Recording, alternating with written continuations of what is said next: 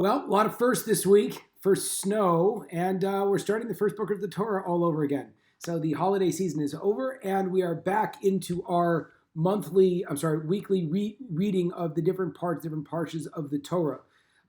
So first of all, I was thrilled that my wife did such a fantastic job last time with the Divrei Torah that she shared. So hopefully you'll be seeing less and less of me.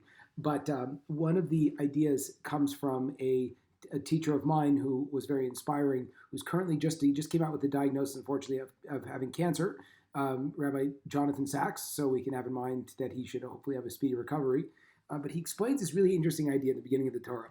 He explains that there's this weird naming ceremony that happens where God speaks to Adam and Eve, and Chava is the Hebrew name for her, and he says what's your name? And so Adam names himself, then he names his spouse, and then he names God. So to speak, God says, and what am I?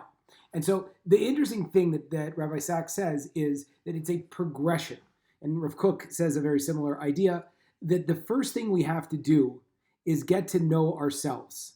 And once we know ourselves, then we're able to appreciate the value of our spouses. Why? Because we realize that they're not just doing it for that. They're everything they do for us is a kindness. They put up with all of our shortcomings, right? They help us make our missions true. So only when you have a sense of again, that's why it says, the famous teaching in the Torah about loving your neighbor as yourself, or don't do what's hateful, as the Talmud speaks about it, don't do what's hateful to yourself to other people, is that we have to have a barometer of self-knowledge and self-understanding in order to interact with the world, especially when it comes to marriage. That's piece number one. Once we know ourselves, then we know about our spouse and how special our spouse is. And then once we have that unit worked out, then we can really enter in a relationship with God, which goes to one of the famous teachings from the Talmud that said if a man's not married, right, it's he doesn't have Torah. He doesn't have his entire element of spirituality gets thrown off. So there's a very clear idea that we have to get to know ourselves. We have to learn to appreciate our spouses.